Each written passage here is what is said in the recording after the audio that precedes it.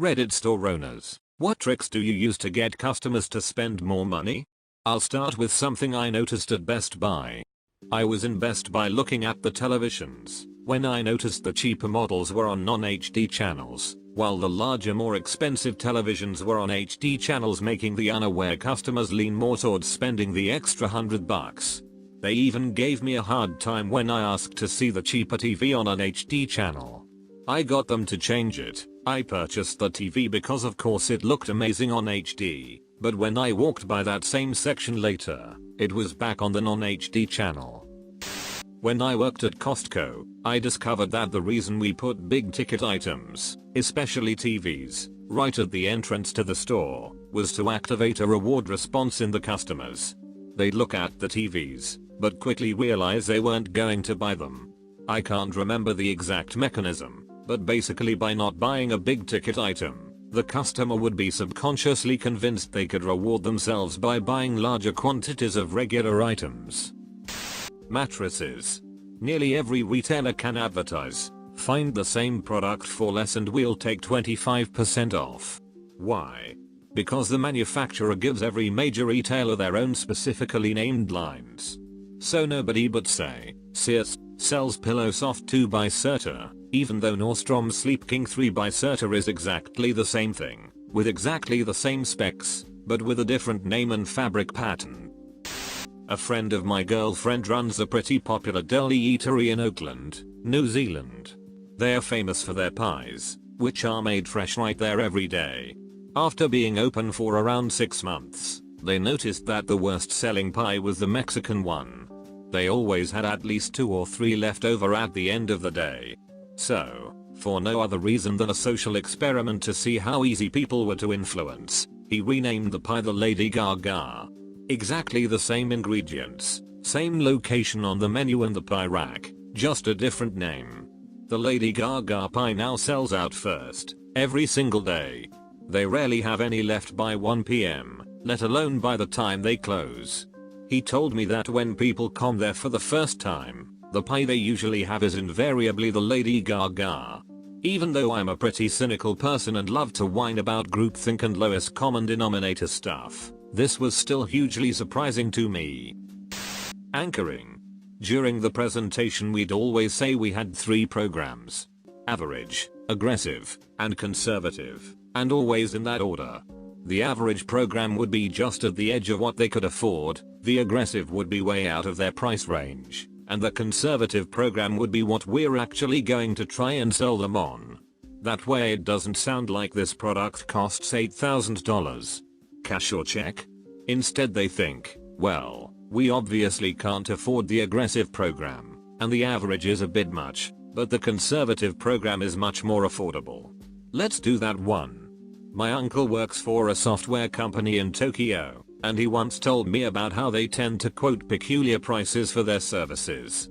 For instance, he once had a contract that ended up coming to around the $300,000 mark, and his partner suggested quoting $295,000 to make it seem cheaper. My uncle instead quoted for $304,000 and won the tender. Apparently the not rounded out or 99 cents Q figure makes it seem like a company is charging what it costs for a service, not just some arbitrary figure. I managed a nightclub for about 2 years before I left my hometown to move closer to university. One of the things we used to do was turn off the AC to heat the place up. People packing the dance floor would start to get really hot and decide to cool off by buying another drink. On a slightly unrelated note but still interesting, it was a common practice to give any customer who complained at the bar what they wanted. This was because at the crowded bar the goal was to get out drinks as fast as you can. Our target was 1 drink 20 seconds at peak times. If someone came up to you and wanted to argue with you about a mistake that was made, you could easily be standing there arguing for 5 minutes. In the end, we lost less by giving away free drinks than by arguing our point. Edit. The same points seem to be getting brought up again and again, so I will address them here. 1. Yes, turning up the AC did endanger the patrons. No, we weren't worried about lawsuits. Australians aren't particularly litigious. 2. Turning up the AC was probably illegal. as was exceeding the maximum occupancy by up to 300 people, the security beating patrons bloody out of sight of cameras, getting people blind drunk and ripping them off, dealing ecstasy and multiple sound violations. The owners didn't care. As I mentioned below in one of the comments, the club was owned by bikies up to and including the first year that I worked there. The owners were similarly unpleasant people concerned only with making money. 3. I've also mentioned this one below as well. There were only 2 clubs in town, both owned by the same people. Because of this we could easily cope with the poor reputation of the club. For every person who couldn't take the heat and the noise, there was always 3 more waiting to get in. After ordering a DSLR from an online retailer that seemed to offer a great price, I got a phone call from a salesman confirming my order. Of course, he wanted to add some high markup items like UV filters and third-party batteries to my order. He stated that if I only used the battery that came with the camera, it would last 20 minutes. When I refused, he threatened that if I didn't order the add-ons, he wouldn't sell me the camera. He ended up not selling anything, and I got it for a normal price from a reputable store.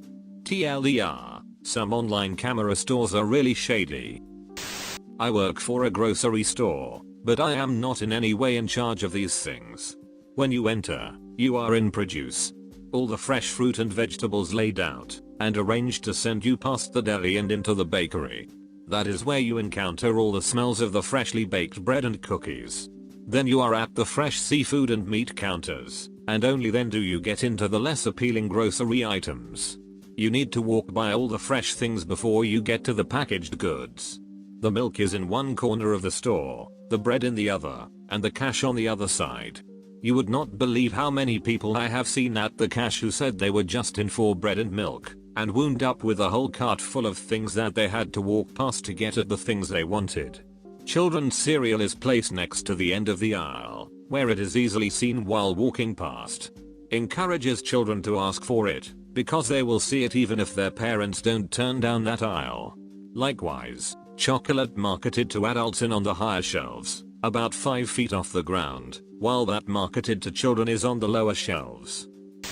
I own a coffee and ice cream store in a small village.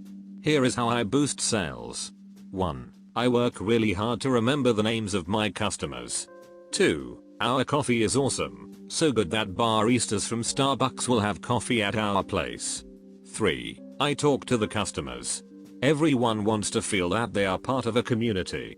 For some people, a surprisingly high number, a trip to the coffee shop to socialize is an important part of their human contact for the day. 4. I give back to the community. I built and donated an ice rink last winter.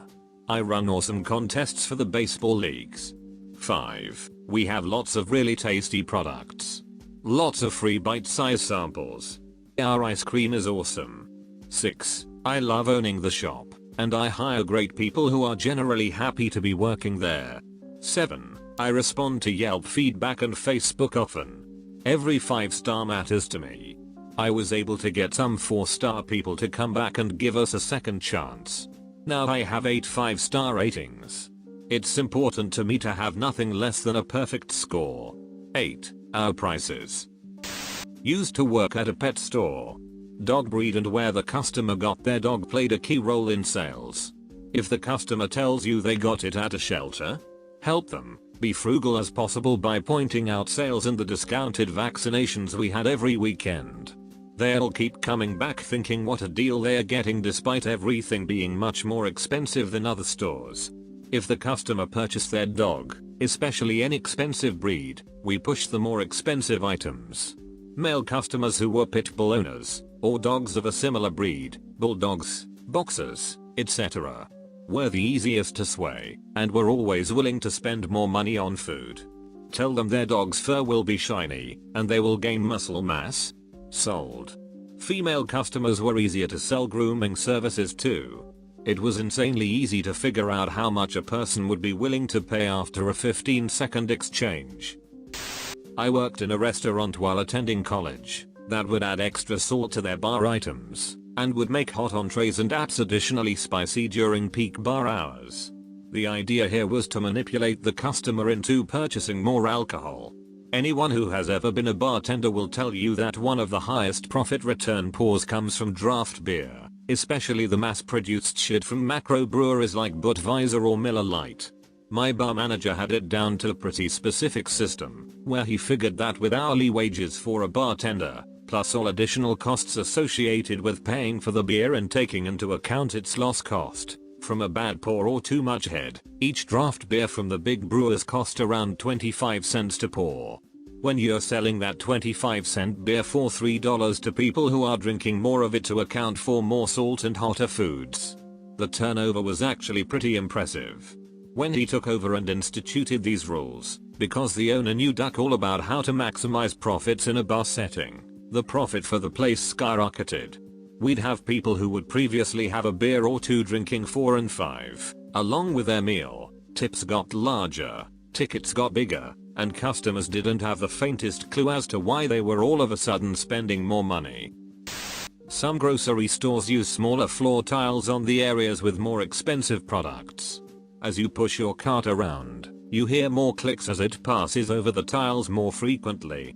This unconsciously makes you think you are going faster, and you slow down and spend more time in the expensive areas. I'll go ahead and challenge this. For starters, I've never seen a grocery store that organizes by price, it's always by product type. Price usually only comes into play as high margin goods are placed at our level. Beyond that, most stores use linoleum with flat tiles, which lead to no or completely minimal noise.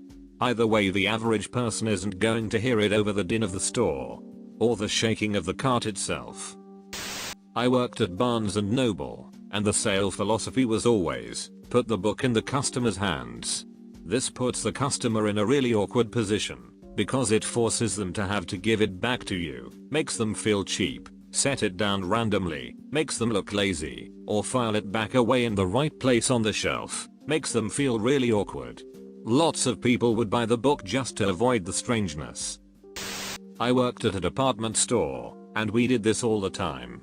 We'd have a sale and post signs everywhere indicating how much you are saving buying it on sale, by showing the original price of the item displayed next to the sale price. However, the company had us post an inflated original price and pretend the sale price was a deal when it was actually what we were selling it for all along. There is so much research into how to maximize sales when people enter a grocery store. Every product is meticulously planned where it will be in the promotions. The more blatant ones. Notice how all the sugary cereals with flashy designs on the boxes are low to the ground, that is kid eye level, and the healthy organic varieties are way up top. That's no accident. Or how the milk is always in the back corner of the grocery store. The longer you're in the store, the more likely you are to buy something. How about fresh baked bread smelling up the place, or the whole chickens cooking in the back? Even the colors and smells are designed to get you to spend more. Citrus smells will lead customers to spend more. Not even joking,